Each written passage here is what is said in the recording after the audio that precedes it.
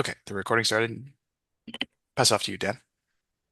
Okay, thanks, Mike, and welcome back, everyone, to the second day of our training session for the Davis-Bacon related acts prevailing wage requirements. If you weren't able to sign in yesterday, I'll just give you a quick background of me, just an introduction. My name is Dan Narber with ICF and work as lead grant manager. I've been with the company about 2 years. And prior to that, I spent about 25 years with the state of Iowa working in CDBG program management, working with grantees, subrecipients in the management of their CDBG programs. And then also served as the labor compliance officer for our federal programs, crossovers between CDBG, CDBG DR, and so I've worked in labor standards for a while. And like I said yesterday, there's always things that come up that every time I do one of these, there's always seems to be questions and things that that can be new. And so we will work to get the answers to those questions for you as they come up.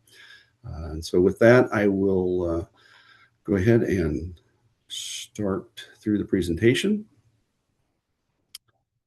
And just to kind of recap, this first slide we've got up just shows the agenda that we'll be following today. Maybe not as detailed and lengthy as yesterday. We'll be working on going through certified payroll reviews, how to fill out the payroll reports, just verification of, doing payroll verification interviews, talk about documentation and record keeping, go over some common errors that we've seen or that I've seen, and as people are working on labor standards compliance. And then at the end, we have some knowledge checks and a little exercise to kind of go through just to kind of check your knowledge on things we've talked about. So just yesterday, we spent a lot of time just kind of going over the basics of what Davis-Bacon is, the overview of the program's applicability, and just the general regulations and things. So hopefully this will be a little bit more detailed into some of those things, and we'll just go ahead and get started.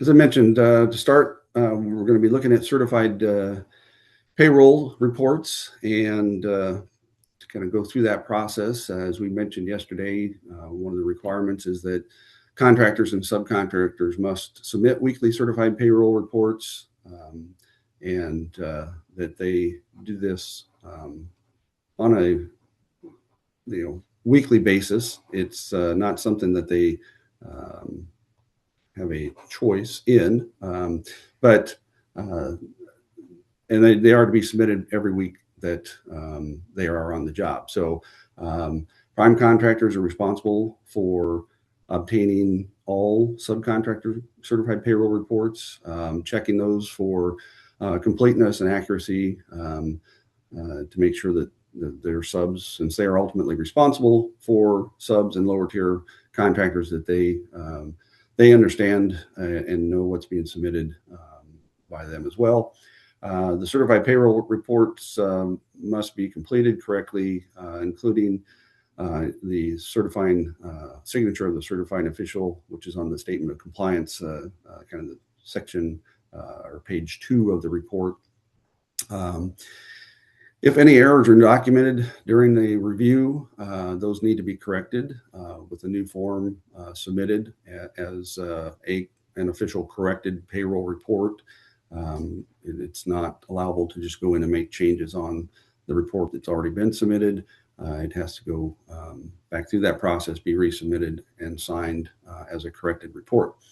Payroll reports should be numbered sequentially, including no work weeks. And on those payroll reports, it can just be stated that there is no work that's been done. It just kind of keeps the contractors in the process of submitting those, even if they don't do any work. But it just keeps things going in sequential order, so that there's no question about, okay, well, we didn't work this week, didn't submit a payroll. We went from payroll number 4 to payroll number 6, and so where did anybody work on the 5th week? It just to keep things clear, it's easier to submit those and list them as no work weeks. From my experience in working in Iowa, we have a long period of time during construction season when things don't occur. From early to late December through March, it's things are usually shut down, and so we just want to make sure that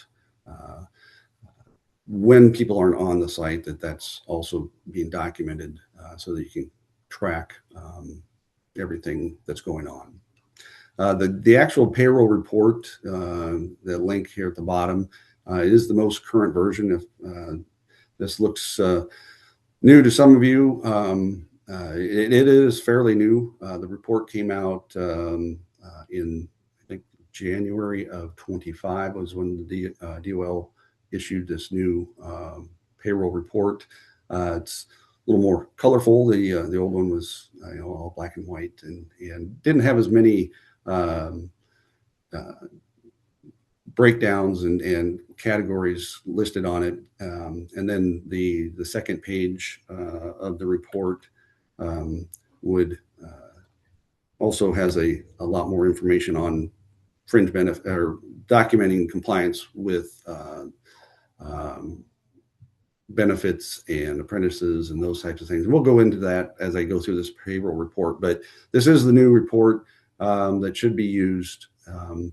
It's currently okay if contractors are still using the old form. They do have, I think DOL's timeframe is that by September 30th of this year, 2026, that the new payroll report would need to be transitioned to, if that's what they're using, and that they no longer, the other form will no longer be valid. So just kind of keep that in mind. And we'll kind of walk through this now. So just beginning with the first page of the payroll report, if you looked at the very top box in the red highlighted area, that's where the first information needs to be submitted, documenting whether this is a contractor, subcontractor, or prime contractor. You also notice the very first box, the submission of final DBRA certified payroll form. That box would only needs to be checked if it is the final report, and it's important to make sure that is, if it is a final report, that is checked, so that we know, or that you would know that no other payroll reports would be coming in on that contractor or sub. The next, again, information is just checking whether this is the prime contractor or the subcontractor.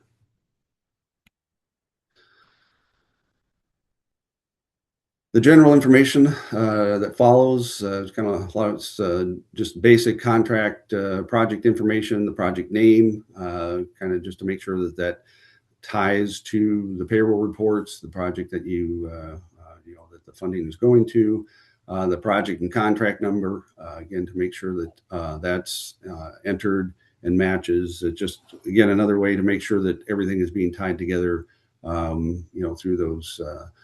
Through that numbering system, and making sure that the payrolls match the project that you're looking at. The next item is the certified payroll number itself, and as I mentioned, these are to be sequential, beginning with number 1, obviously, and then moving forward as the work weeks proceed. The next box here at the top is just entering the name of the prime or subcontractor, their legal business, their reporting name, and then to ensure that we know who this report belongs to or what contract it's with. The project location and the site, is just entering that location where the site of work is. Again, again, just to ensure that everything matches up with your project files. The next box is the actual wage determination. That, as we talked yesterday, making sure that the correct wage determination has been issued or is pulled for that project, and having that in this location ensures then that that the contractor, when they're filling these out, or subcontractor, that they know and are using the correct wage determination. Right. Again, moving on to the right of that, just the week ending date. It's important to make sure that these things are dated so that you can, again, go back and verify if you need, if there are any issues, just to be able to verify payroll records with timesheets and things like that to show when individuals were on the site, and to be able to document that. So the work week ending date should be listed here in this box, and then the prime contractor next to that, their business address, again, just for the ability to contact them if there's a need for that regarding any kind of labor compliance issues.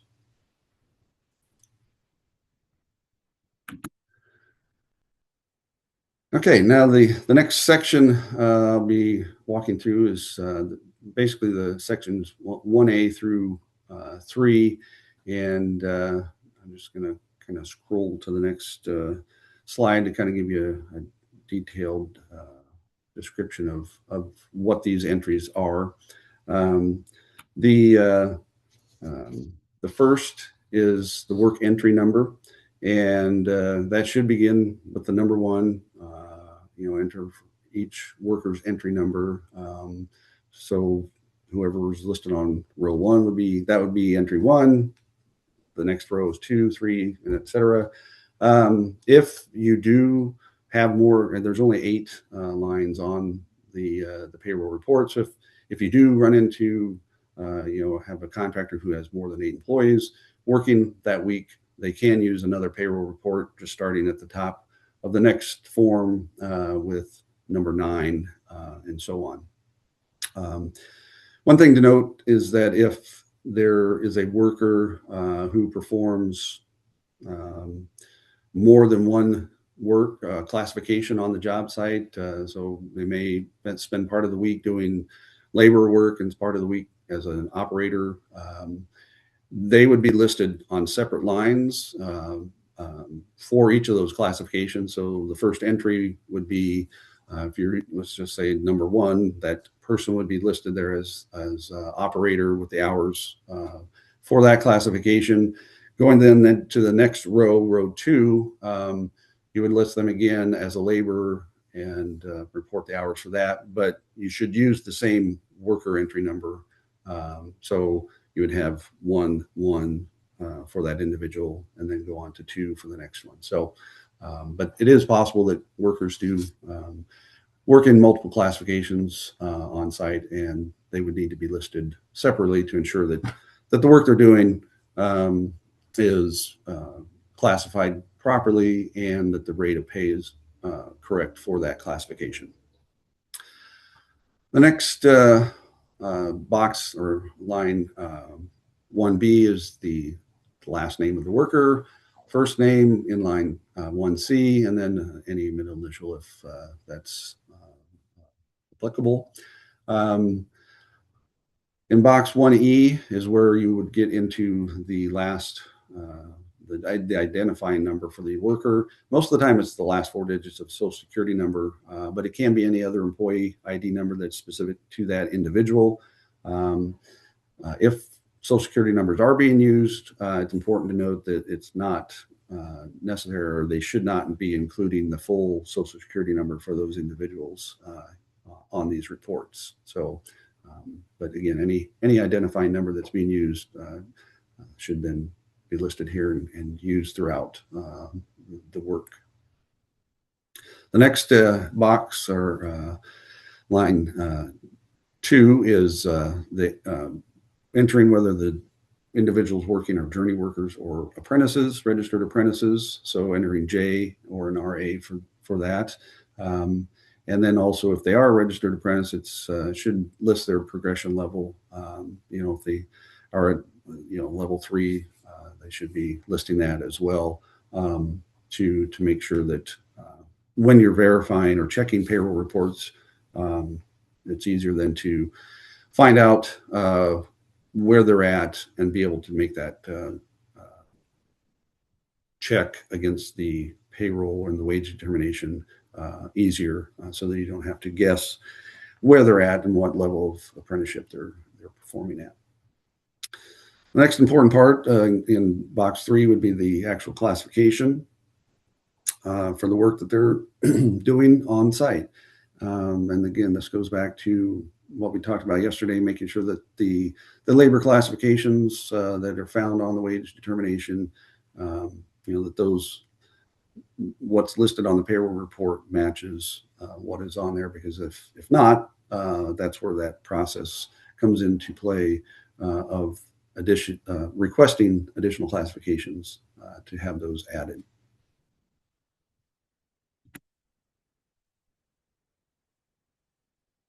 All right, the next section is just quick listing of the hours worked for each day in the top row of this box. I don't know if you can see my cursor, but just as whatever the contractor's work week is, you just start with the first letter of the day of that week and list them then sequentially along that line.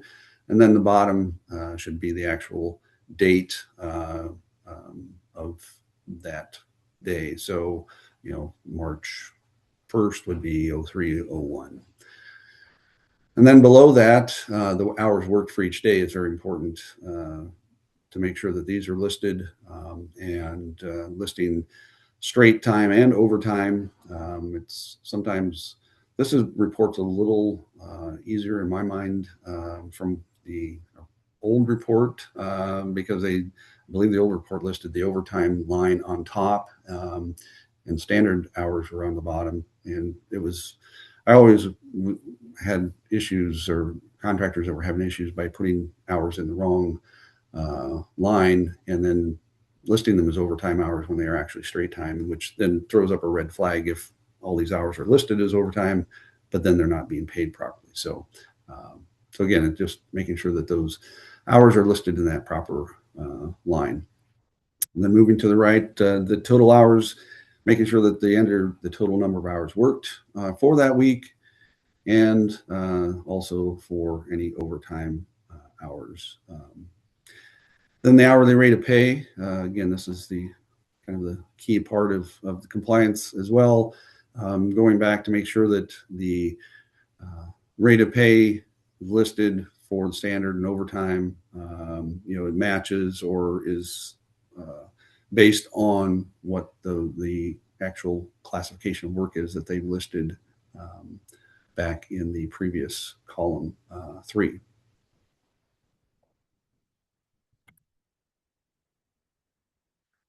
All right. The next section just is related to fringe benefits. We talked a little bit about those yesterday as well. The fringe benefit, they can either take a credit for fringe benefits based on the benefits that they're providing. Those are on the compliance statement of compliance back form. Those are listed. If they do have plans, they can list those and what the hourly amount is for those. On this form at the front in this 6B, they will, that's where the total amount for fringe benefits would be listed, so that you can, again, as you're working through the calculations, ensure that they're being paid properly. Then 6C, if there are no fringe benefits being paid, if they don't have a plan or programs for health insurance or anything like that they're offering employees, this line 6C is where the payment in lieu of fringe benefits can be placed for that cash amount that they're being paid in place of an actual fringe benefit program.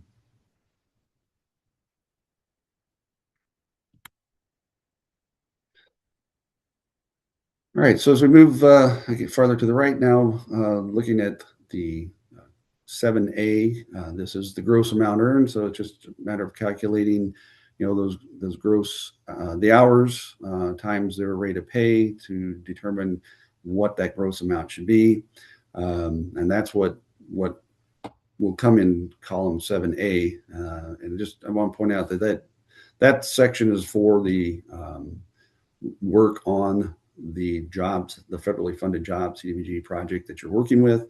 The next column, 7B, is the gross amount earned for all work. So if an employee is working, part-time on this job, but also has another work, a project that they're working on that's not CDBG or not part of this program or project, though that's allowable, but the total hours or the total gross amount for all work would then be listed in 7B, because you're going to use that total amount when you're looking at the deductions that come out in the next columns to determine, those aren't to be prorated onto just the work that's done on this project. You'll look at the deductions for all work, and that's why that all work is listed and not just the work on this site.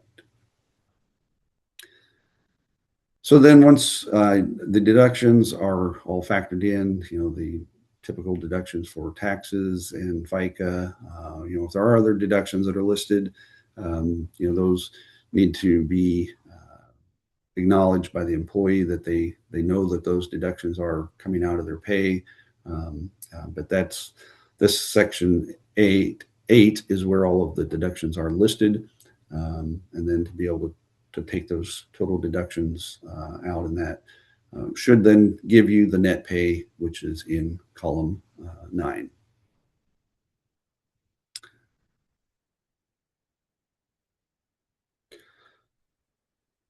It's a lot of kind of the nitty gritty part of filling out the payroll reports, but just want to make sure that everybody understands that. And if there are questions about it, please be sure to drop those in the Q&A, and we can address those as we get to the end of our time today, because we'll try to address all the questions then, and should have time to do that. So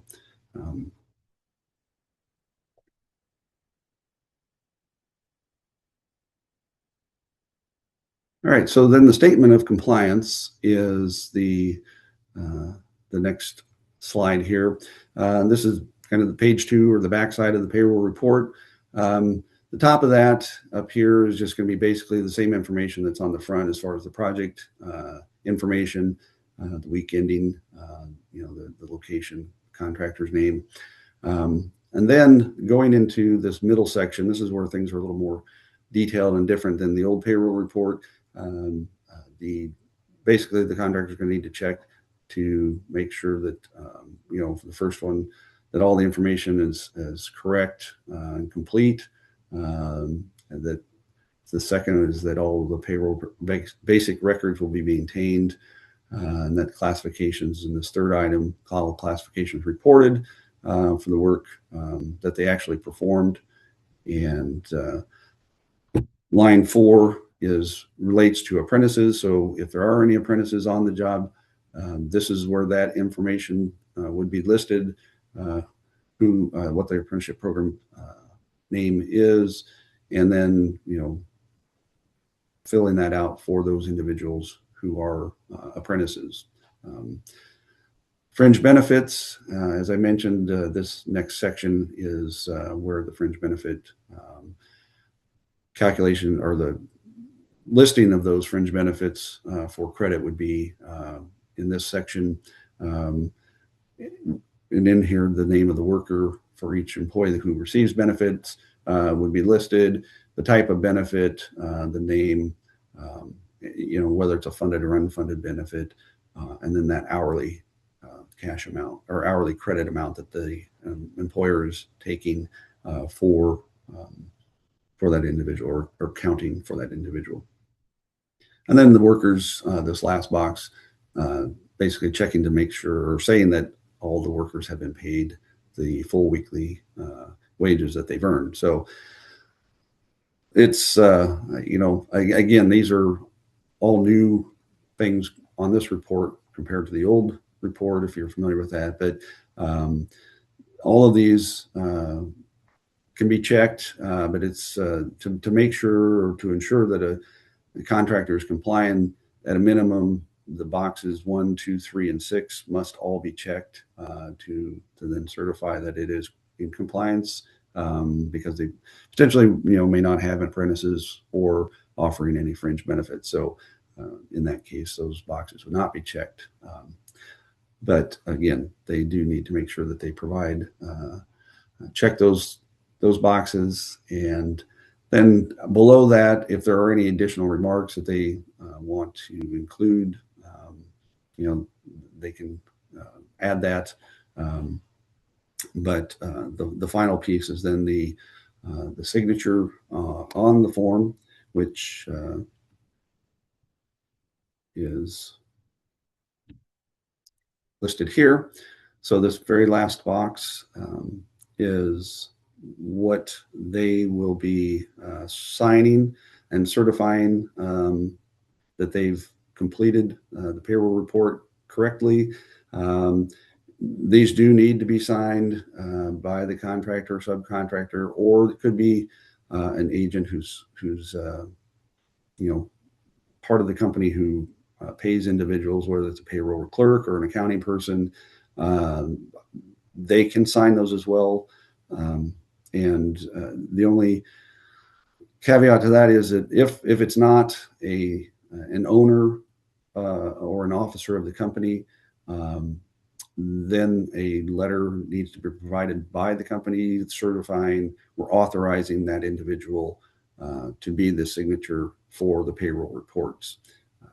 So a lot of times that gets skipped or looked over, but it's important to note that the person signature who has their signature on there has actually been authorized if they are not the owner or an officer of the company.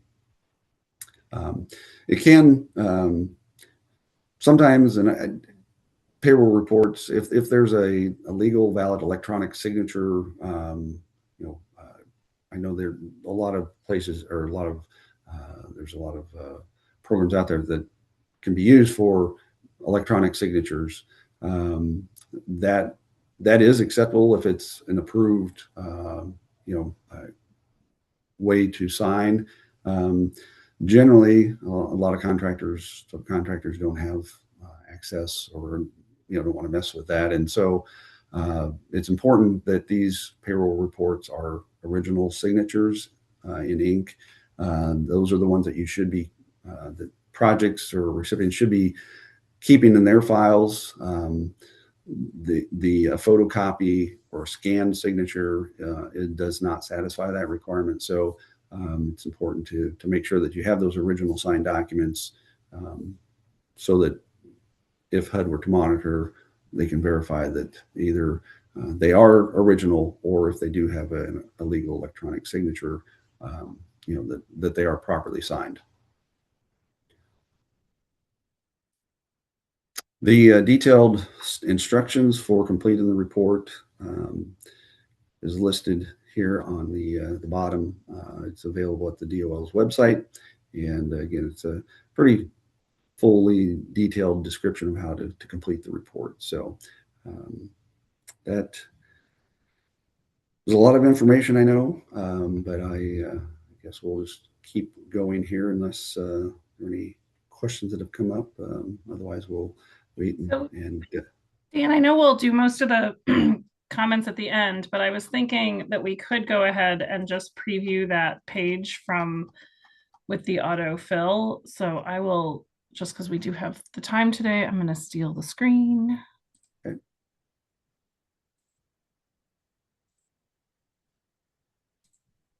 All right. Are you all able to see my screen with the slide? And then it comes here to this instructions for completing Davis-Bacon related acts weekly certified payroll.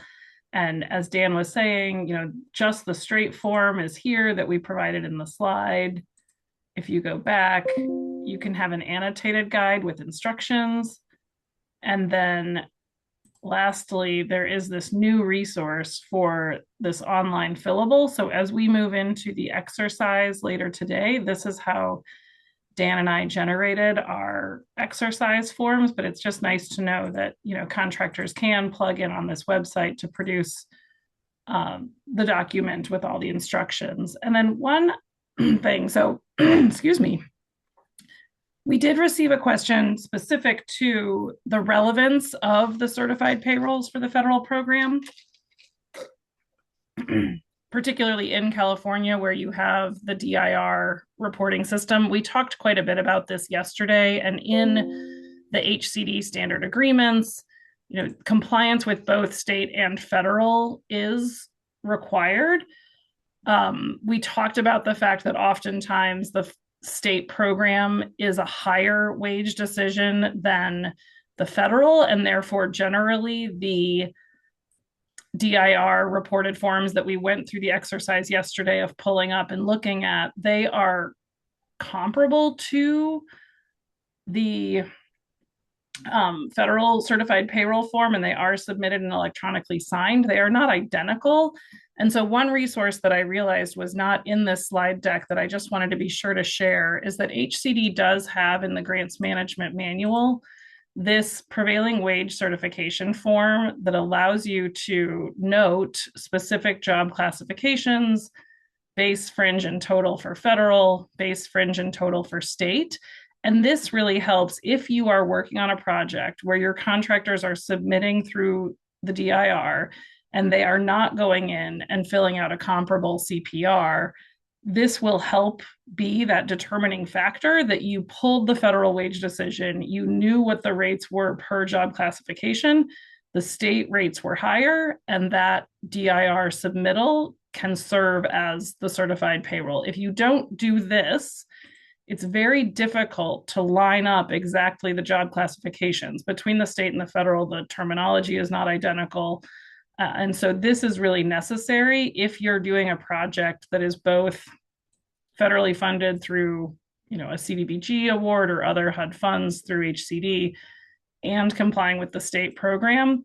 If you're not going to also have the federal CPRs that Dan just walked through, it's really important that you do this. I just did a desktop review with an HCD grantee yesterday, and we had the federal wage decision. We were able to walk through it, but it was challenging because we were comparing the federal wage decision to state DIR portal submittals, and that makes it a bit difficult. So if you're going to do that, have the right paperwork to show whomever is monitoring this that you have that compliance and that you went through that decision-making process. So I'll put this tool in the chat because it is not linked in the presentation.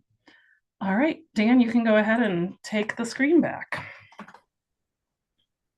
Okay, thanks, Ann.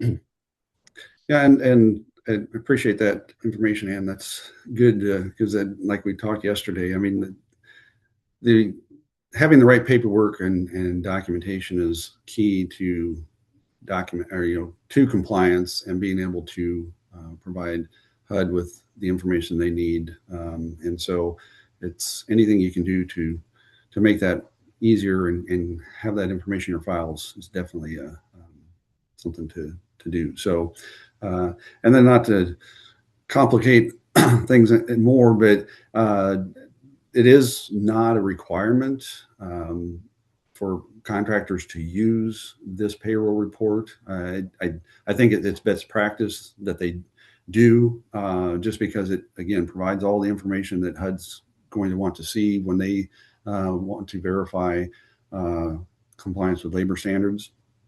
But contractors are allowed to use a different payroll report as long as it provides all of the same information. So that's why I say it's good practice just to use the report that DOL has provided, because a lot of times, and I've seen projects in the past that I've worked with, that those contractor payroll reports, whatever payroll system they may be using may not have the ability to put all of that information into that payroll report, and then you've got to go back and look for and gather a lot of extra information during that process. So again, just want to make sure that if you're seeing that out there, they can use other reports as long as it's providing all the same information. So, but again, it's good practice to try to use what DOL has provided.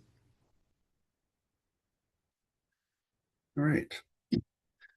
So then once the payroll reports are in, the next part of that obviously is making sure that things are compliant and reviewing those. So there should be an appointed labor standards officer, or someone who's responsible for reviewing the weekly payrolls to ensure that the wages are paid weekly and that they're being paid in an amount not less than that that's in the federal prevailing wage determination or that local wage determination from the state, whichever is higher, because again, the higher of the two wages would need to be paid if you're using federal funds. The state wage, if it is higher, still that would be the wage to be paid. So again, there will need to be review of those payroll reports, and just needs to be someone who's familiar with that process and knows how to walk through those and ensure they are compliant.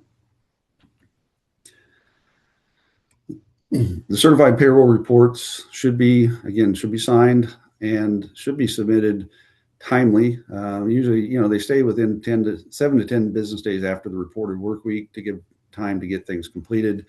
But they should start coming in, once a project gets started, they should start coming in hopefully within that 7 to 10 day period after the first week, and then on a regular basis after that to ensure compliance. Payroll report should have all the names and individual identifying numbers, classifications for each employee, any indication of self-employed owners or operators, subcontractors we talked about a little bit yesterday. If they're listed as a owner operator, they don't have any employees that are working with them, they cannot certify their own payroll, so they would need to be listed on that prime contractor's payroll report to show, and then have that prime contractor certify that individual is being paid a prevailing rate. Again, just making sure that the payroll reports contain the proper wage and fringe, any zone, there's different zones for classifications, to make sure that those are all listed, that the proper trade classifications are for each employee. And again, if they're listed, or if they're working in different classifications on the site, to ensure that the time spent for each of those classifications is listed on that payroll report. And then that any deductions, again, that we talked about, those have to be allowed, permissible deductions, generally taxes, FICA, the other items, if they're taking deductions for insurance premiums or things like that, anything that's not a court ordered or allowed by law, like the tax deductions, then those have to be acknowledged by the employee. They should have a signed statement from them acknowledging that so much per hour is coming out of their weekly pay, and that they understand that for that specific benefit or whatever it is that's coming out for.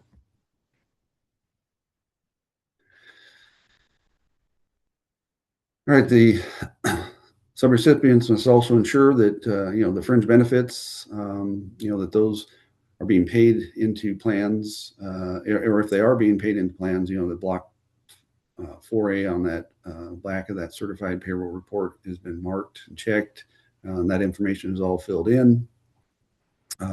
As I mentioned, if there are apprentices or trainees, generally trainees aren't as common on projects, but specifically with apprentices, you want to make sure that those are identified, and that information, on the back of that form, again, is all provided, so that those individuals, if they are apprentices, the wages that they're being paid can be verified based on the information from their apprenticeship program. Again, some of those things that we talked about yesterday, the ratio of apprentices to journeymen, their rate based on the percentage of the level they're at within the program, and indication of how fringe benefits will be paid to them, all of those things, so that you have all of that information in your files, but the apprenticeship documentation piece should also be marked on that back of that certified payroll report in that section. Ensuring that the zone pay is correct and that it's paid to that employee. As part of the review, you're also going to be cross-checking the wage decisions with potentially with engineer inspection reports. If there's questions about who was on site, usually the engineer's reports will contain more information and more detail about the actual work going on that day or that week and who was there. So sometimes those things will need to be referenced or cross-checked if there are potential issues. Employee interviews, which we'll be talking about here in a little bit, you can cross-check the information on the payroll reports with that as well to ensure compliance. And then the last item there would be checking proper calculation of the straight time rates and any time and a half rates for anything related to overtime for the Contract Work Hours and Safety Standards Act compliance for any of those hours over 40.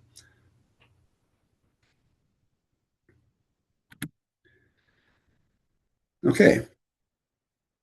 So with that, we'll go into the payroll verification interview process. As I mentioned, these are required to be done as part of the labor standards compliance. Should be completed during construction to ensure that what the payroll reports are showing when those come in matches what you would see or what you see out on the job site and the information that is obtained from the individual employee. Payroll interviews should be conducted by the labor standards officer or someone else, whoever is officially designated to do that. They must be completed for a representative sample of all worker classifications on the job. So it's not required that employee interviews have to be conducted for everyone out there. It just has to be a good cross section of the different classifications, so that based on that you can make a determination that that there is compliance with the prevailing rates. It must be sufficient to establish a degree of compliance and indicate any nature, the nature or extent of any violations. So again, just making sure that if you see a lot of individuals out there doing things that don't match what the payroll report states, as far as their classification, that you just need to make sure that the interview process is kind of used to help verify that all of those things, that there aren't any issues with that, and that employees are being properly classified. It may require multiple visits to a job site. Sometimes go out and there may not be enough individuals there, or maybe depending on what the project is, there could be a subcontractor, one or two people doing work. Now you certainly can interview those as well, but you would probably want to go back another time to make sure that you get representative sample of other classifications and other contractors and subcontractors. So again, it's not something that necessarily can only be done at all at one time. May require multiple visits to get that done. The actual report employee interview form to use is the HUD Form 11, and that's listed at the bottom here. There's a link to that. This next slide probably gives it shows what that looks like. And again, it pretty self-explanatory as far as going through that. But again, it's just making sure that what you see out there is matches what's being reported on the employee or on the certified payroll reports. So the protocol for doing the interviews, these guidelines should be observed by anyone who's conducting interviews on the job site. They should take place on the job site, to make sure that you're there when they're working. And as long as that can be done, conducted properly and privately. Obviously, we can't interfere with the work that's being done and pull a lot of people off to interview. I mean, you need to be able to do that to ensure that you're not affecting the work, but it's also a requirement, and contractors are required to allow you on the site to do these interviews. But again, they should be able to be done in a private manner so that individuals can feel free to provide the information without any sense of being watched or having any pressure on them to say certain things. The interview should see that the wage determination and other required posters are properly displayed. We mentioned yesterday that those poster requirements, also need to be documented and making sure that that wage determination is listed for everyone to be able to access and know what their wages should be. And then obviously the big part is the interview is to observe the duties of the workers, to see what they're doing, before you start actually asking them the question. So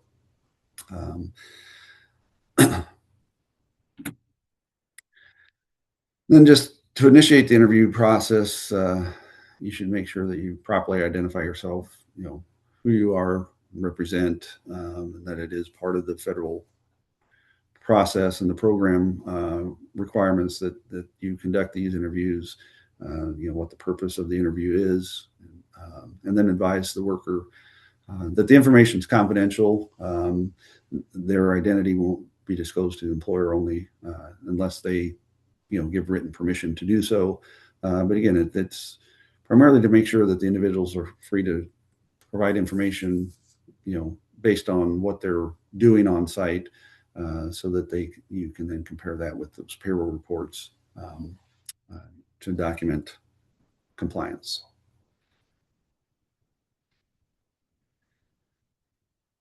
Okay. All right, and that takes us through kind of where we wanted to stop for a quick break.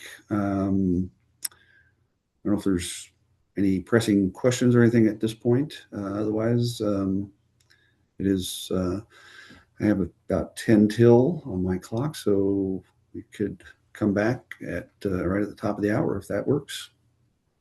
Yeah, perfect. Thanks, Dan. I think let's take a quick break as we did yesterday. You can leave your Teams or your Zoom access open. We'll leave this here and we'll just mute ourselves and come back at the top of the hour. Thanks, everyone.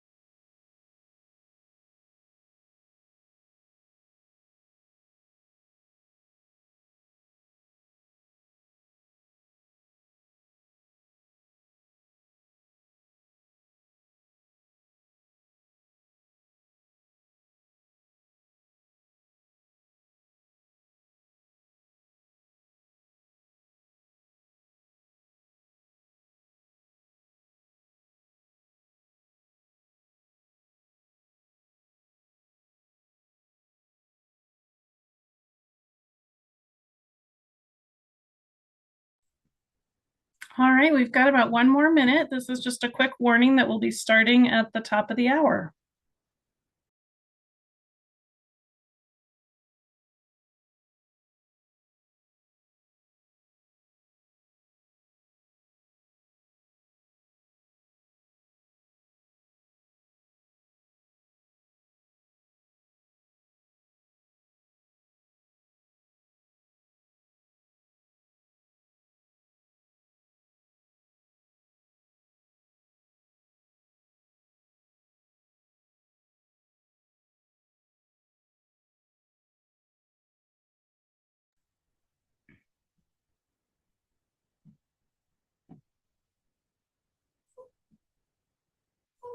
All right, it is 11 o'clock. We can kick off our second hour today of our training. Just a quick note, if you have questions, go ahead and use the question and answer feature on the Zoom.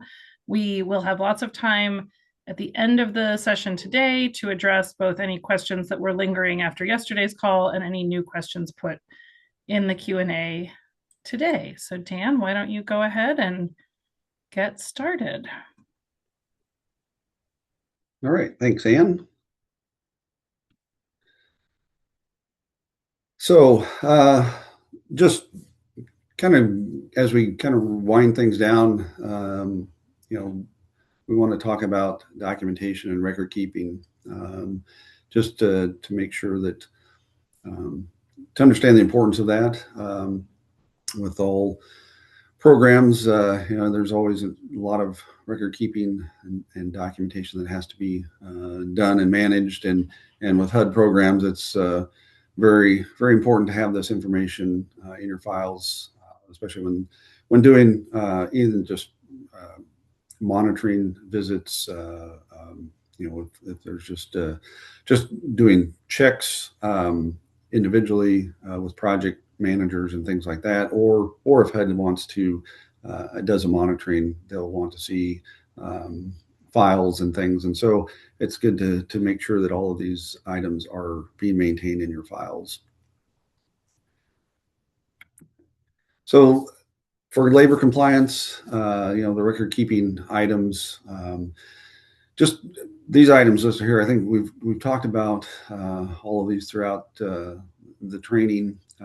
Just the appointment of a labor standards officer or someone who at least is a point of contact, is knowledgeable about labor compliance, and is someone who can serve as that primary point of contact for those kinds of questions.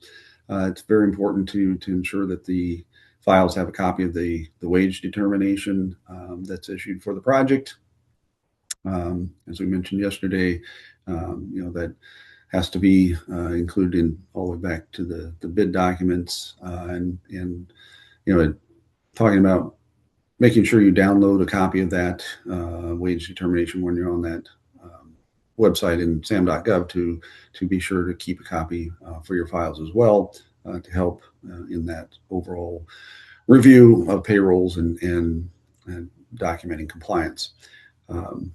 Talked a lot yesterday about the 10-day confirmation, just to remember to keep that piece in the files as well, to show documentation of when that was done or that it was done, to ensure that the proper wage determination is in effect and being used for the project.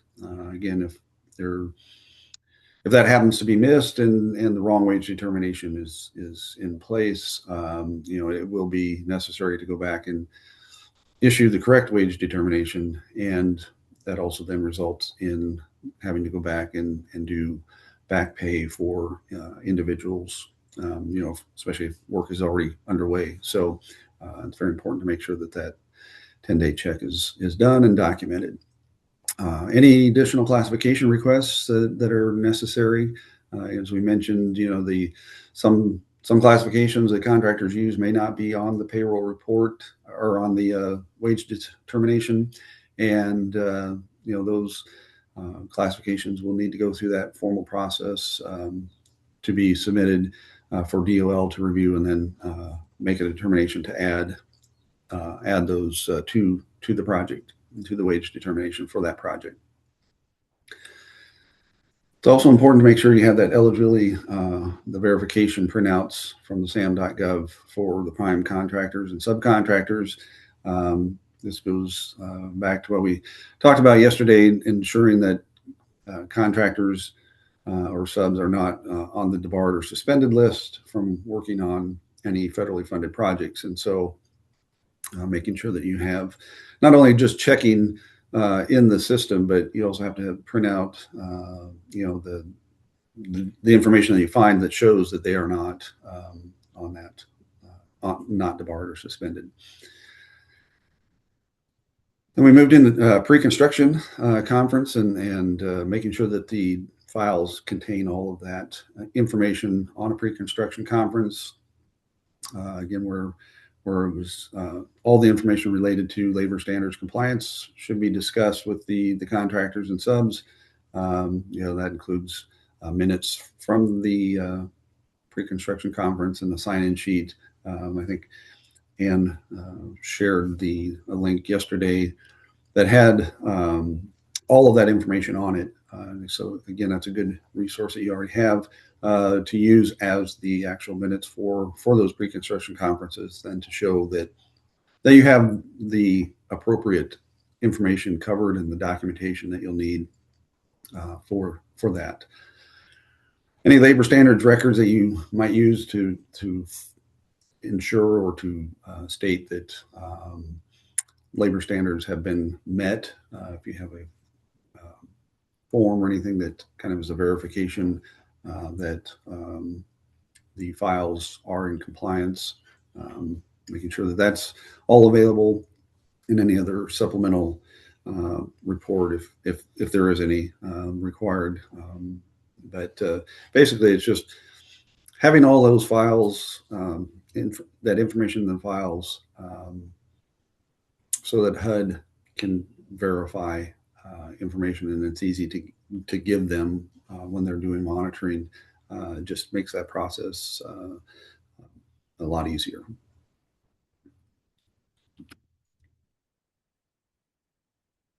All right. So again, some of the other items to make sure you have in your files and for record keeping, you're going to want to have copies of all the payroll reports. Again, if the project file or the recipient of the funds, generally they're the ones that are going to keep those originally signed payroll reports, but those have to be maintained and in the files, along with any compliance reviews, to show that things are being complied, that everything is in compliance with the federal requirements. Copies of any employee interviews that have been done, again, to verify that as another piece of documentation. A lot of times it's best to actually attach those employee interviews to the payroll report for the week that, when that employee interview was done. Just again, it's just to keep it easy to access the information, so you're not always having to look through a stack of papers to find things. So I found that seems to be a best practice to actually put the interview form with that payroll report at the time you're looking at it, and then it's all right there when you need it.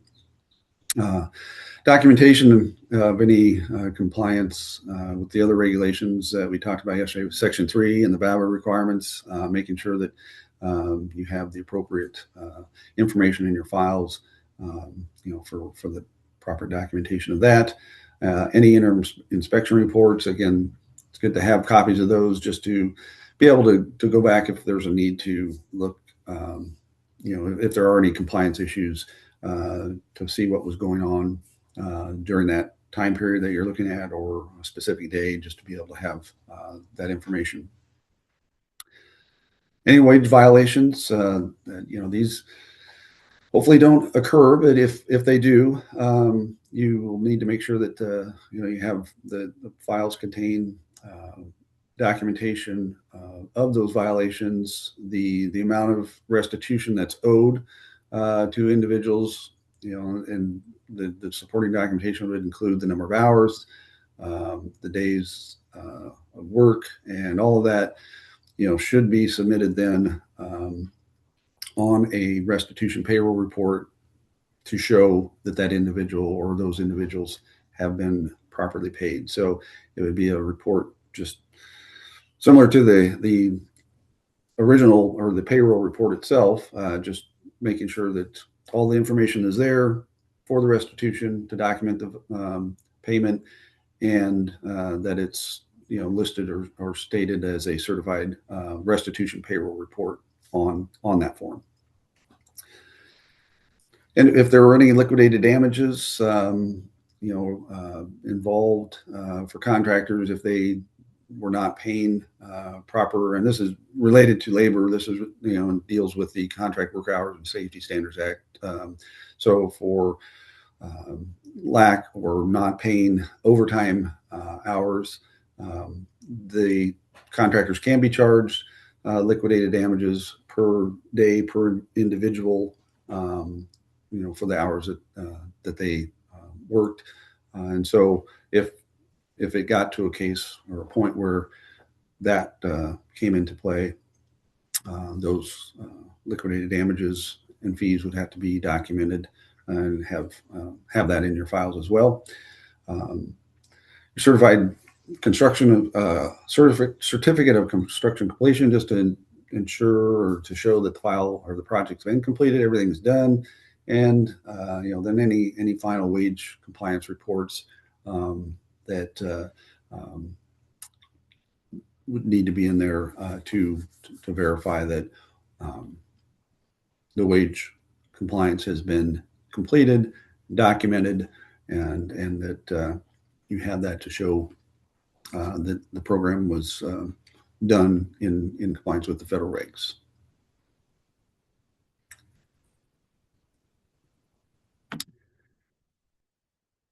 All right.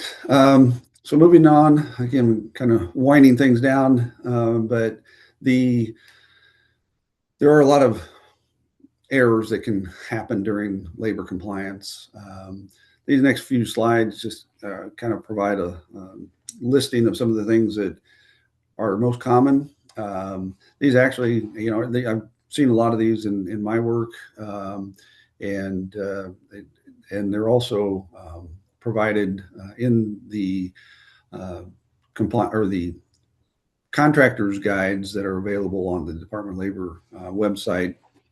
Kind of lists kind of a layman's guide to labor compliance, but a lot of this information is included in there as well, that would help give the contractor a way of understanding what to look for and potential problems and how to deal with those. But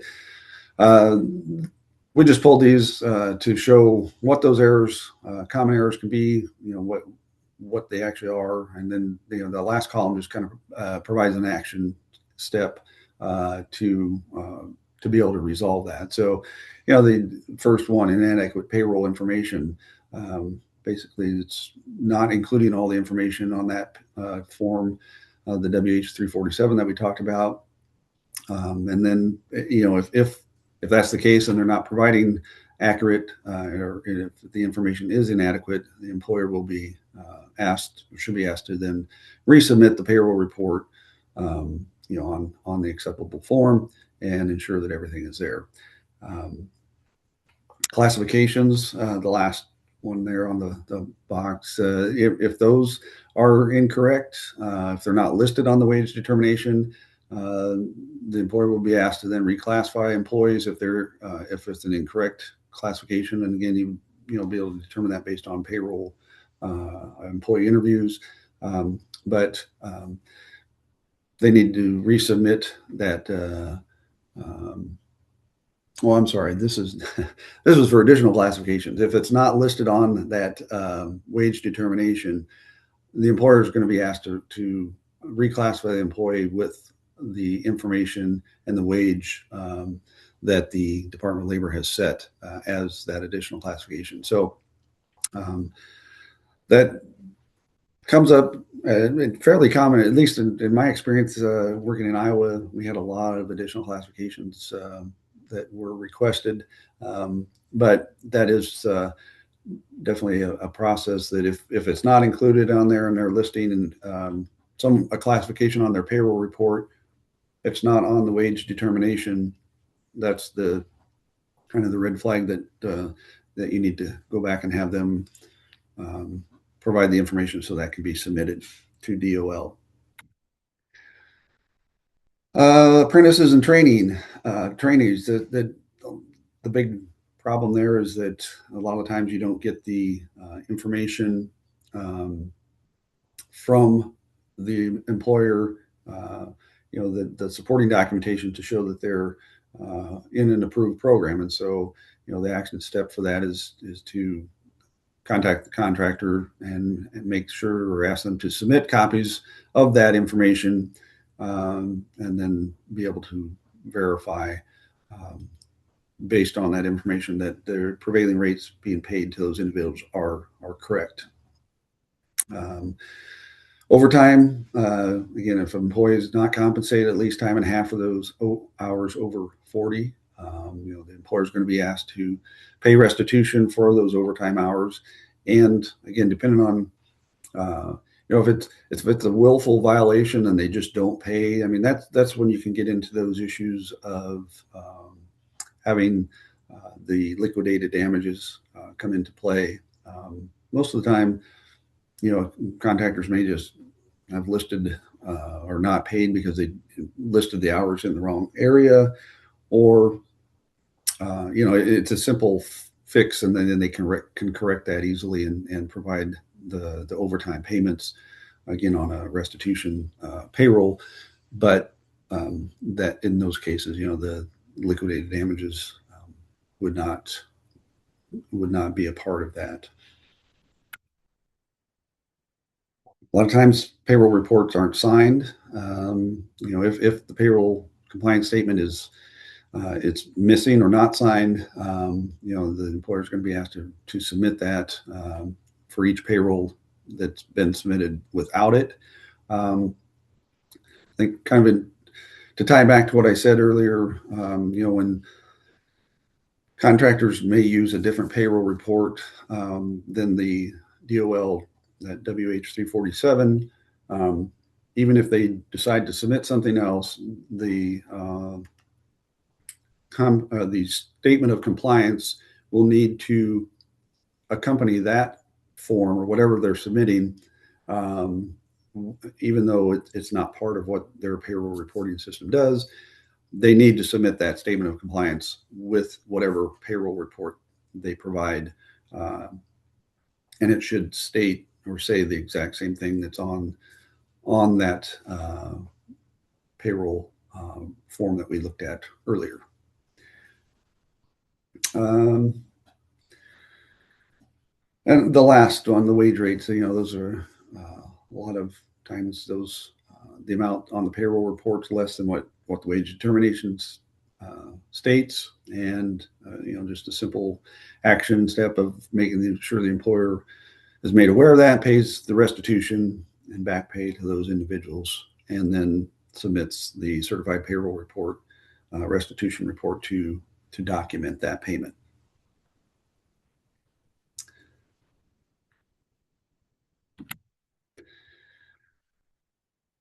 Okay, there are a lot of resources, things that we talked about during the last couple of days, and got a list of all of those right here on this one slide, and hopefully the links should take you to those and give you a lot of good information for labor standards compliance. The HUD Davis-Bacon related, the HUD website has, the HUD Exchange has a lot of forms and the forms and things that we've talked about. So this is a really a good list of resources to help in your compliance efforts. I think with that, we are kind of, like I said, down to the end of the presentation, but I don't know if we want to just jump right into to do some knowledge shares, kind of see where everyone's at, and kind of hopefully see if you picked up some information throughout the last couple of days. So I don't know if that. Yeah, that sounds great. Mike is going to launch a poll in Zoom, but we do have the question and the multiple choice options here. So if a worker classification is missing on a wage determination, the contractor can A, ask the employee how they want to be classified and the rate of pay they want. B, use the classification and rate of pay that appears on a different wage determination for the same area. C, request an additional classification that will need to be added to the effective wage determination for the project. Or D, pay the employee any rate since there is nothing listed on the wage determination. So Mike has launched the poll. It is popped up. We will give everybody a minute or two to enter what they think is the right answer.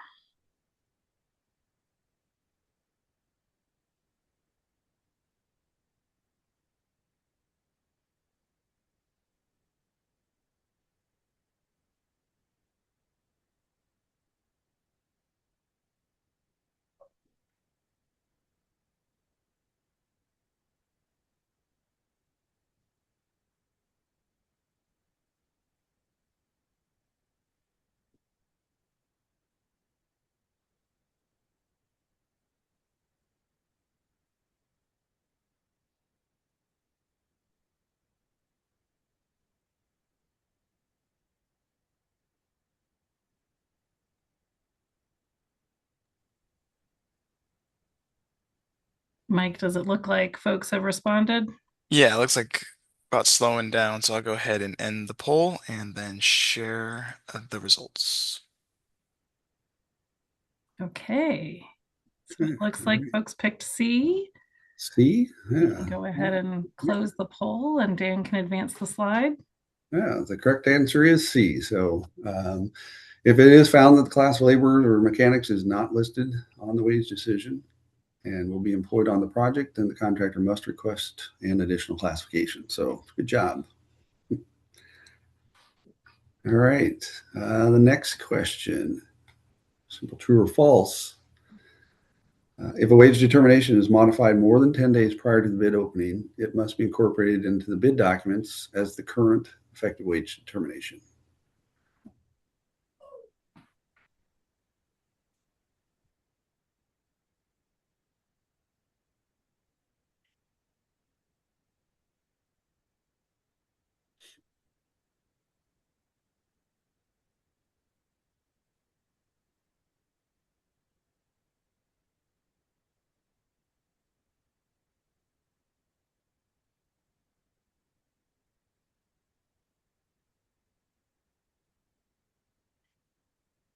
Give everybody like 15 more seconds.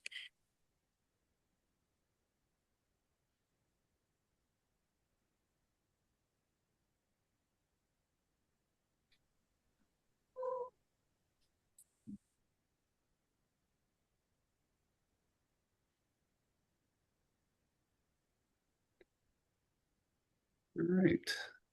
Looks like got our answers back about a little over 2/3. Maybe we go ahead and close that if I can click to the next slide here. And the correct answer is true. Wage determinations modified more than 10 days prior to the bid opening must then be incorporated into those bid documents, by addenda, and bidders must be notified of the change. So, if it's 10 days or more, that becomes the current wage determination. If it's less than 10 days, they can document to the file that there's insufficient time to notify and make that change. So we're kind of split there, but that's good. And I'll just add, we covered that quite a bit yesterday with the 10-day check rule. So if you missed yesterday's session, please watch the recording when it's posted by HCD. All right. These last few slides are what we've got, just kind of a project scenario to give you a chance to kind of test your knowledge and maybe work through finding information. So the scenario we've got here is the City of Bishop received CDBG funds for a water system improvements project. The project involves installing 500 lineal feet of water main and replacing 1,000 lineal feet of existing mains and making improvements to an existing well. Currently putting together their bid pack or procurement package. So we've got a couple of questions. From sam.gov, what is the correct wage determination for this project? And then the second question would be, what would the appropriate prevailing rate be for a power equipment operator in Group 4?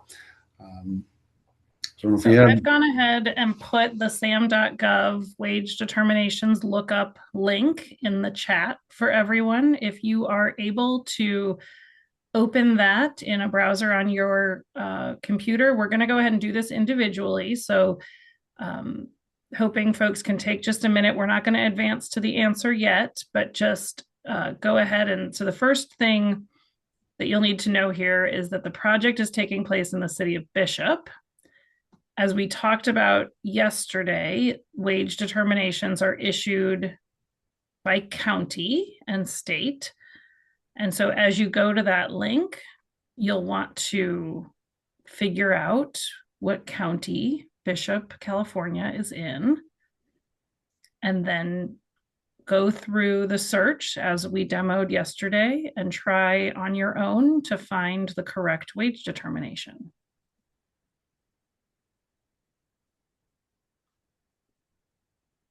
We'll give everybody 2 minutes to do that. Don't put the determination in the chat if you found it, just to give everyone a chance to look. But we have the answer on the next slide, so we will advance to that in just a minute. So again, you're identifying what county the town of Bishop is in.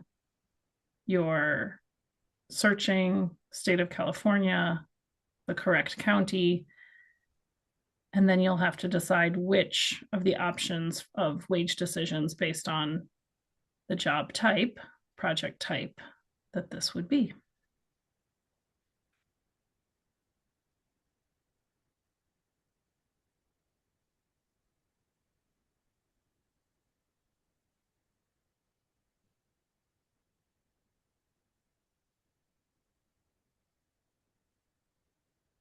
We'll give 1 more minute. If anyone's having real difficulties in following this task, please let me know in the chat.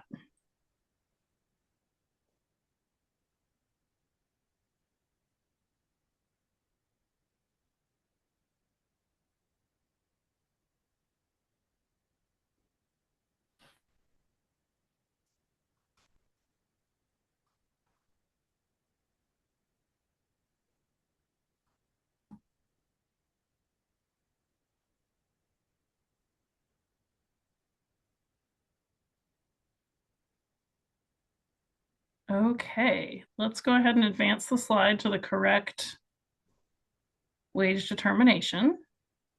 All right.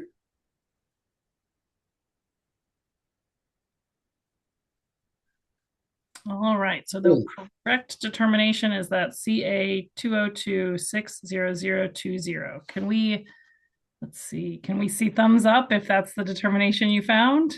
I love it. Excellent. And was everyone, when you searched, you found that Bishop is in Inyo County, and there were options for a residential or a building heavy highway. And so because this is a infrastructure project, it's that building heavy highway. So great job, everyone. Now, the second question, I don't want to advance the slide yet. I'm going to go back up on my end. We are going to look for what is the prevailing wage to be paid to a power equipment operator, Group 4. So Dan, I don't know if you can go back a slide. Don't go forward, just go back. But that'll bring up our second question, which is what is the appropriate prevailing wage to be paid to a power equipment operator, group 4? Now, this one's fun. If you recall yesterday, we talked about how in California, the wage decisions are sort of stacked in one large document. They're split by both county and by function, building, highway or heavy, and then by labor classification. And so it's important that you find the correct county again, that you find the correct classification for the water main project, and then you find power equipment operator group 4.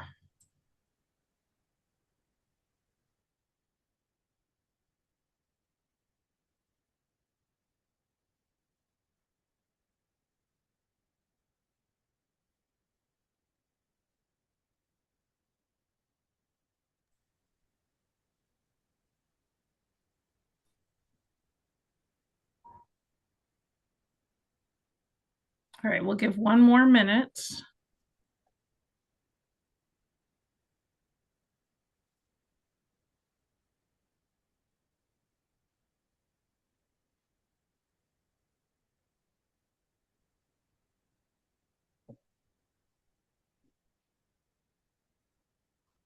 And Dan, you can advance. If anybody hadn't found the first one the first time, you can just type in the number on the next slide if you're still struggling to find the wage decision. But I think all the thumbs up were good. Okay. And then we'll give another 30 seconds on revealing the answer for the appropriate prevailing wage. So this is that decision number. If you couldn't find it by county, you can always type in the decision number in the search.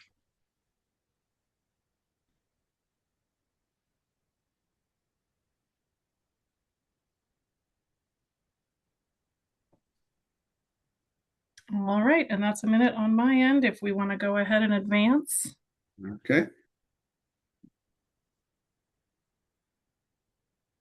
So here we can see that the base pay would be that 65.96 plus 33.20 in fringe, which would mean $99.16 per hour would be the prevailing wage to be paid to a power equipment operator group 4. I see some good thumbs up. Did everyone find that okay?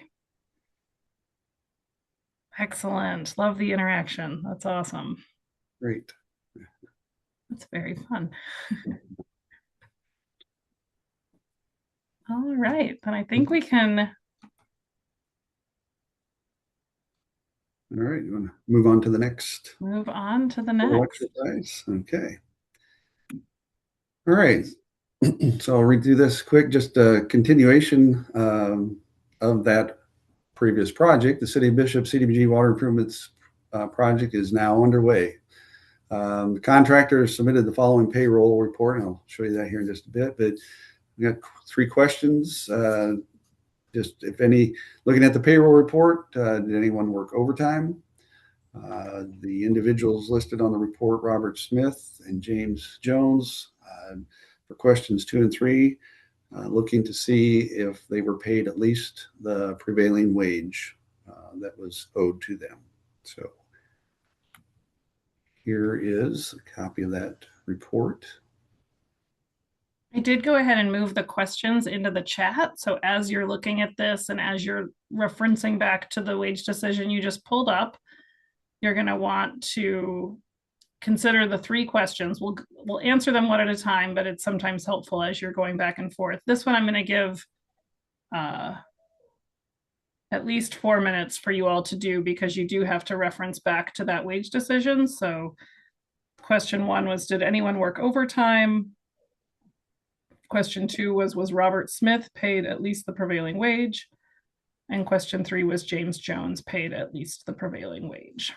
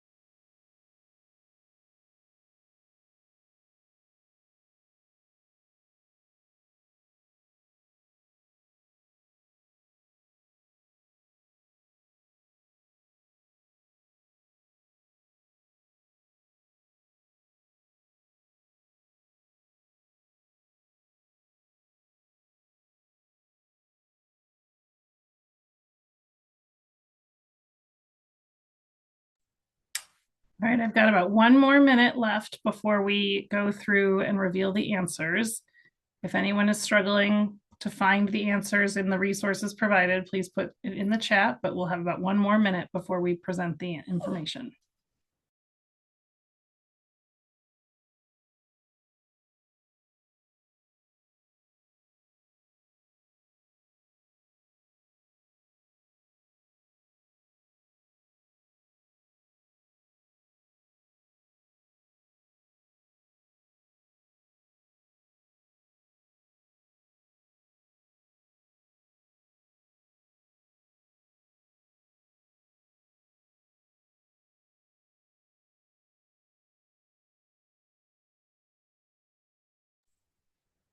All right, Dan, I think we can advance to the next slide. Our next slide doesn't really help you with the answers, but does show you that we prepared a compliant certified payroll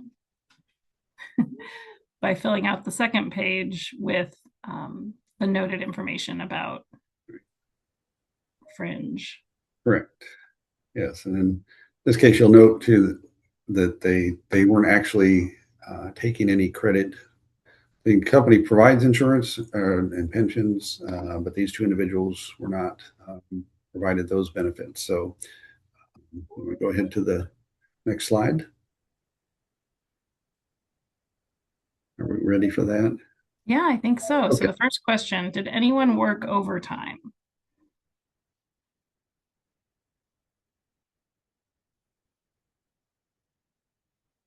Oh, so we can, oh, I forgot that we had this as a poll. Thanks, Mike. We can go ahead and have you just submit your answers here. Did anyone work overtime?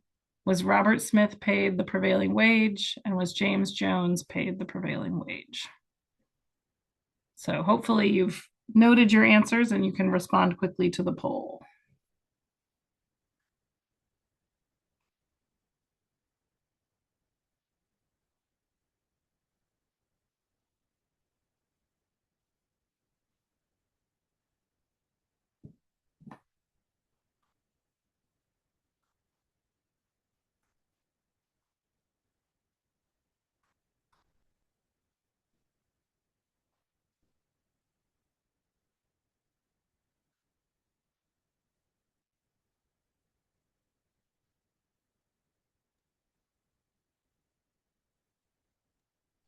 Give everyone like another 30 seconds to get their answers in.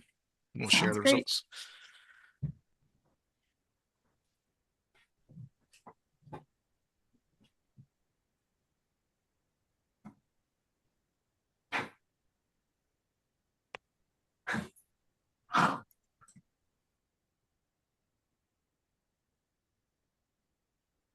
Okay, I'll go ahead and end the poll and share the results. All right, perfect. Dan, do you want to advance to the first slide or the next Sure. slide? Okay, so pretty much everybody got the first question correct.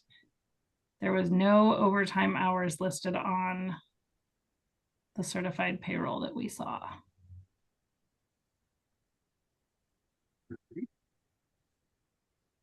Great. And then Go on to Mike, the next. yeah, I didn't, it did, the poll disappeared, but it's okay. If can you see the responses for the next one, or we can just share the next slide? All good.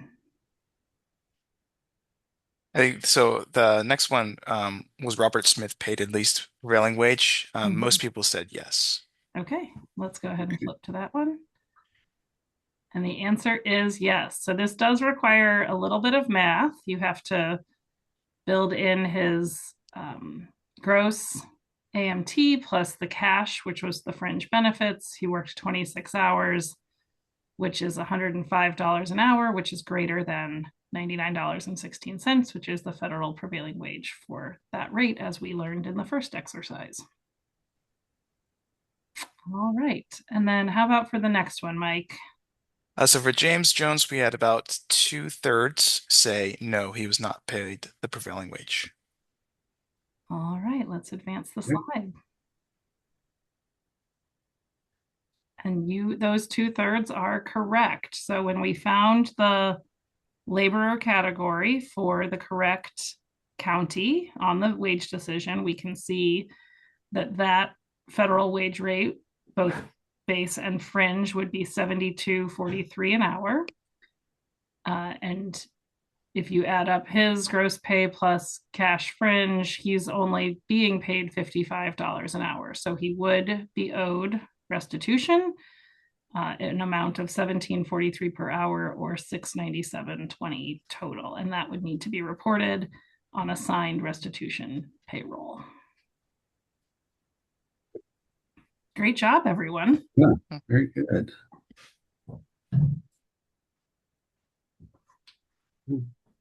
Okay. We'll just advance to the next slide. And that actually takes us to the end of day 2. I guess have any questions? We do. As I mentioned at the top, we do have one carryover question, and they did put in the chat asking if it would be addressed. So I'm going to go ahead and read that question from yesterday. It says, what are DBRA requirements for payment of construction managers? Is there a formula for calculating payment for different position levels?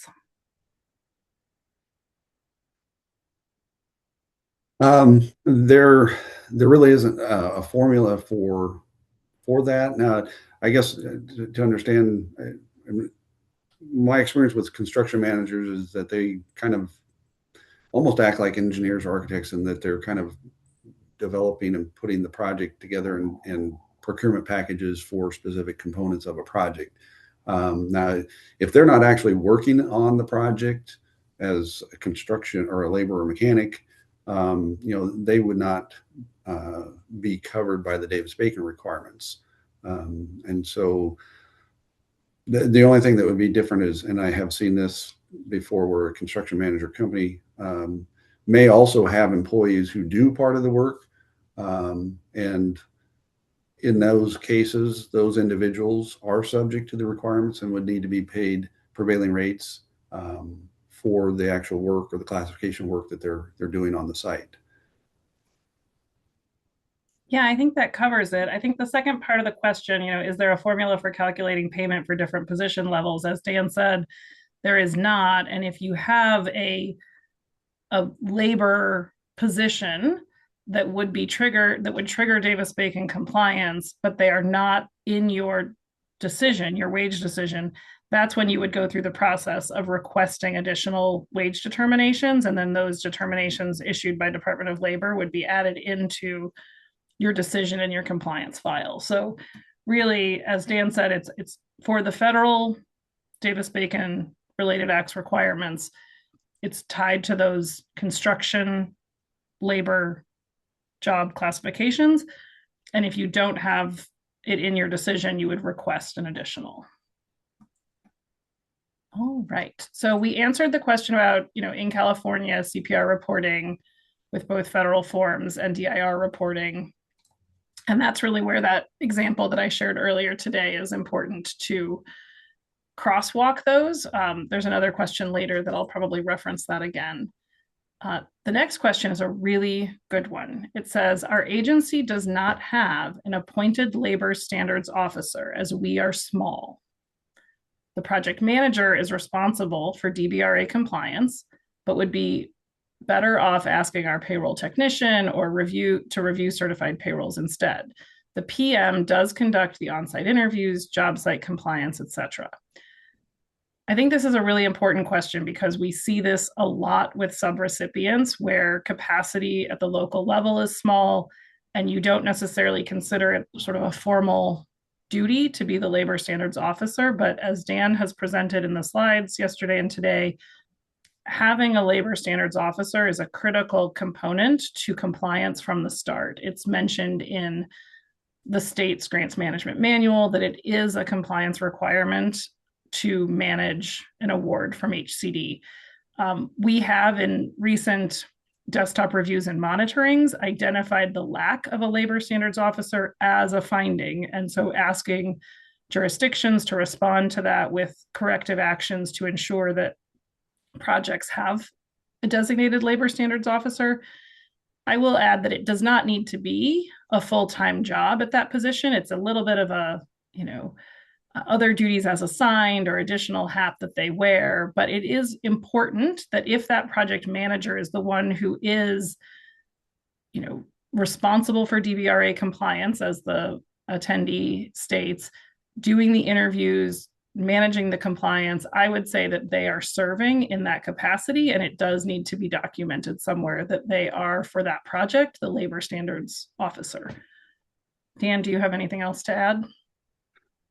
No, I think you hit it very right on the nail on the head. And it's just making sure that you have someone who can document that compliance and who is familiar with the process. So it's an important part, and it's just something that you'll need to make sure that you have that individual to do that. So. All right, perfect. These next two kind of go together. It says for the last question, and this was part of the scenario, it appears that the state wage classifications are different. On the California DIR website, there is no power equipment operator class 4. And then the next statement is there is an operating engineer classification on the DIR website, but the hourly rate is higher than the SAM.gov wage determination. If the contractor paid the lower federal rate, would they be out of compliance?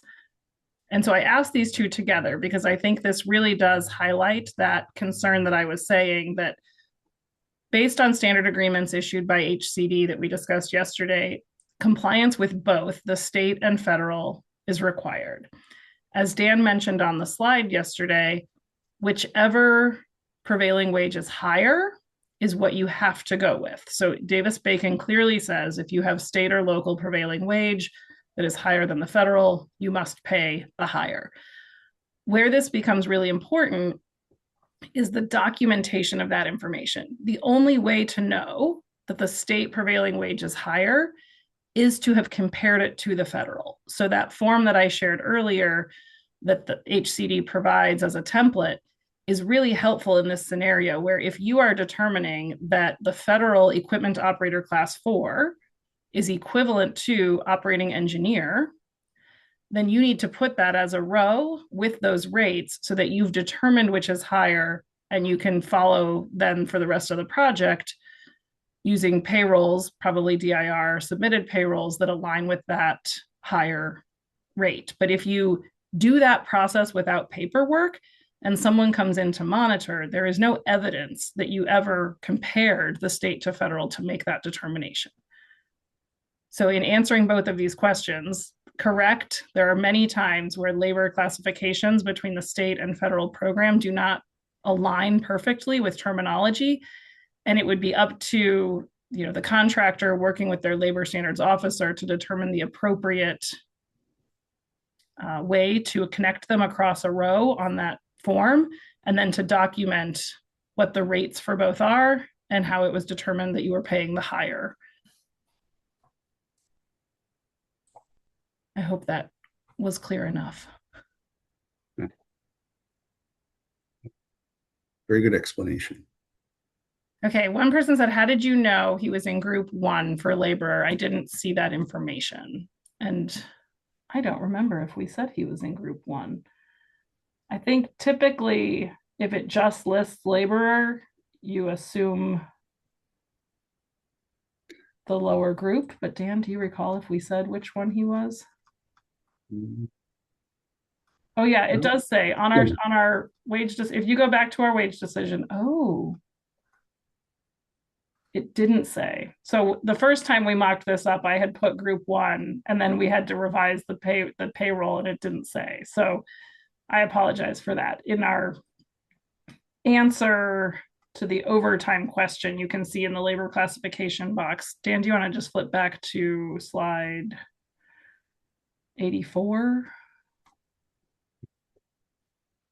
So if you can see here, that's how it should have appeared in the box. I think when we revised our slides, we didn't provide that level of detail. So good catch, Eduardo. Sorry about that. But again, it shows that as an auditor, it's really important if you're filling this out or if you're reviewing it, getting as much information from your contractor on these forms as possible makes the compliance job easier. All right. So then the last question that I see in the Q&A is when conducting labor compliance interviews, some employees don't know their fringe benefits amounts. Should the contractor be made aware to ensure all employees know their total rate? That's a great question. Dan? Well, yeah, I guess if one thing you can look at is asking the employee, to see a copy of maybe their pay stub or their statement that would show or should list all of that, which then would help you verify that, because that information should be on there as part of their pay stub, and that's one way to do that. Now, if there's some issues and they just aren't understanding or don't know, then that might be something then to visit with the contractor about, to say, to make sure that they are making that information available so that employees understand their fringe benefits and what they are receiving. Yeah, absolutely. But I would also sort of protect the anonymity of the interviewee as you have those conversations. Yes, correct. And then Jade does say, aren't the rates and laws supposed to be posted and available on site? Yes, we covered yesterday the requirements of public notices and posting, so that information should be available. And then Jade, I appreciated your comment in the chat where you said that you do procure a consultant for labor compliance monitoring and the expenses are an eligible cost under CDBG.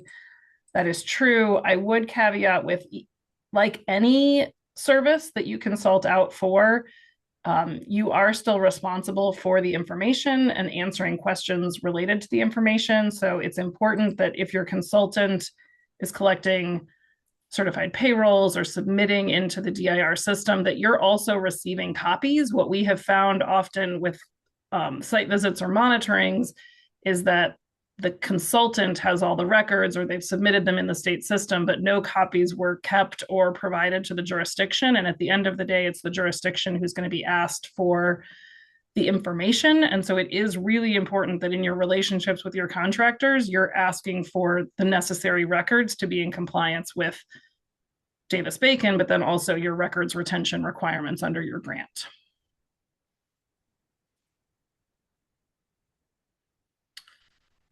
Oh, that's an interesting question. Anonymous attendee says, is it the contractor's responsibility to post the rates, laws, things like that? Dan, what are your thoughts on that? Yeah, I mean, they are required. That is part of their responsibility to ensure that those things are posted. If you're out and you see that they're not, you can provide them that information and state that they do need to post that. But yes, they should be posting that information on a project board or something like that on the site that's accessible and viewable by all the employees. Yeah, I would say it's typically a pass-through requirement. So in your procurement documents, you have all of the required prevailing wage language requirements, the provisions that go in your construction contract. It's part of that. I will say documenting that, taking a picture, asking your contractor to take a picture is the responsibility of the jurisdiction. So when HCD comes to monitor you all, they will ask for proof that those things were posted. And so whether you ask your contractor to take that picture or you go out on the job site and take that picture, it really is important that it's your responsibility, that it says it's part of your records. The jurisdiction really needs to be responsible for having that evidence. And then as we talked about yesterday, while the contractor puts those postings, it shouldn't be the contractor conducting the interviews, right? Because it needs to be a third party asking the workers if they're paid the appropriate wage. And so a good time to take a picture of your required postings is while you're on site conducting interviews.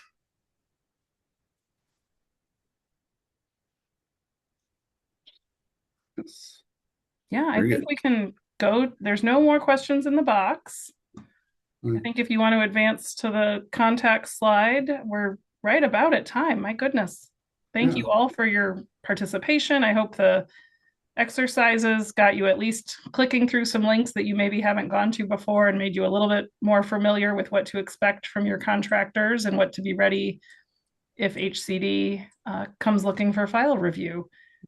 Dan, thank you so much for your time. And then we did want to notice that or include Jonathan Warren on new labor compliance specialist for HCD. So any further labor questions can be directed to Jonathan. Thank you, Anya. I just want to take a quick minute to thank Anne and Dan for putting on this training for us. I think a lot of this came out of a lot of Anne and her team providing a lot of TA, our technical assistance to our CDBG CV grantees, and so we thought it'd be great to offer this training, and they were able to put it together for us very quickly. So we appreciate you. Thank you. Thank you. And I just want to add, I appreciate your commitment to the compliance with labor standards, as with a lot of federal regulations. It's not a lot of exciting stuff sometimes, but knowing how to get the information and document compliance is good. And so I appreciate the opportunity to provide the training and for everyone who participated. So thank you. And we will make sure that the recordings and the slides get sent out to everyone that registered. And thank you all for attending the training today. I think that's all we have. All right. Thank you.